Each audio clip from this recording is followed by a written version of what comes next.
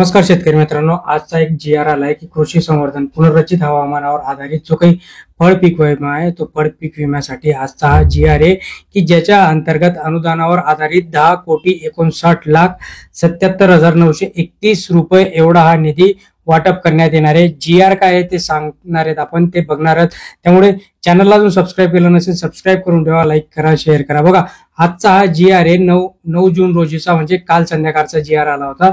Okay, याच्यामध्ये त्यांनी काय सांगितलं की पुनर्रचित हवामानावर आधारित जो काही फळ पीक विमा आहे मृग बहार 2025 अंतर्गत राज्य जो काही हिस्सा आहे तो अनुदान करिता इतकी रक्कम आता कंपनीस अदा करणार, म्हणजे आता ही जी काही रक्कम आहे 10,59,77,000 रुपये हे आता कंपनीला अदा करण्यात येत आणि त्याच्यानंतर मग ते शेतकऱ्यांच्या अकाउंटमध्ये डिपॉझिट होईल।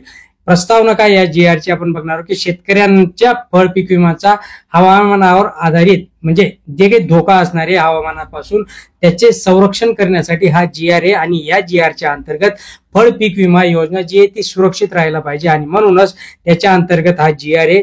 जी आर साठी काय सांगण्यात आलंय की केंद्र शासनाने 1 एप्रिल 2025 ते 11 एप्रिल 2025 रोजीच्या पत्रान्वये पुनर्रचित हवामानावर आधारित फळ पीक विमा योजनेच्या अंमलबजावणीसाठी त्याच्या अनुषंगाने काही मार्गदर्शक तत्वांचं त्यांनी उल्लेख केला। याच्यामध्ये खरीप आहे, मृग आहे 2025 हवामानावर आधारित फळ पीक विम्यासाठी अंमलबजावणी करण्यासाठी आपण काल परवा देखील एक व्हिडिओ बनवला होता की ज्याच्या अंतर्गत आपण सांगितलं होतं की ESCROW म्हणजे इस्क्रो जे काही बँक खातं उघडवण्यात आले त्याच्यामध्ये हा निधी ट्रान्सफर करण्यात येणार आहे, जेणेकरून ऐन वेळेस शेतकऱ्यांसाठी पैसा नाही असं कुणीही म्हणणार नाही आणि जी काही रक्कम आहे ती 10,59,77,000 एवढी असणार आहे।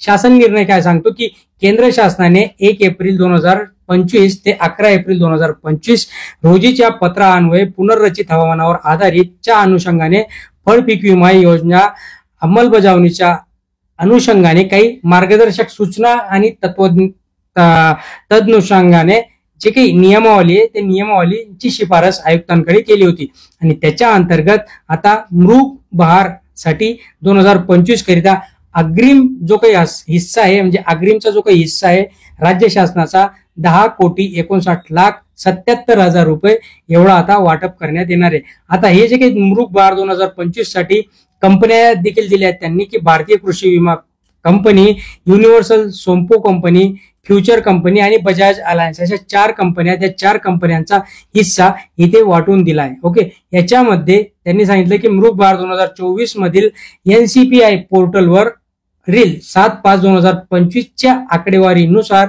देय राज्याचा हिस्सा, आता हा जो काही राज्याचा हिस्सा आहे हा एवढा हिस्सा याच्यात त्यांना द्यायचा आहे। सदरची जी काही रक्कम आहे ती मृग बहार 2025 करिता वितरित करण्यात येत असून हा अग्रिमचा हिस्सा असणारे फळ पीक विम्यासाठी आणि तो लवकरात लवकर आता शेतकऱ्यांना देखील याच्यातनं ट्रान्सफर करण्यात येणार आहे। मित्रांनो, अशा प्रकारे हा जो काही जी आर आला या जी आर च्या अनुषंगाने आता ही रक्कम आता शासनाच्या वतीने शेतकऱ्यांच्या खात्यामध्ये डिपॉझिट करण्यात येणार। मित्रांनो, आनंदाची बातमी, चॅनलला सबस्क्राईब करून ठेवा, लाईक करा, शेअर करा। धन्यवाद।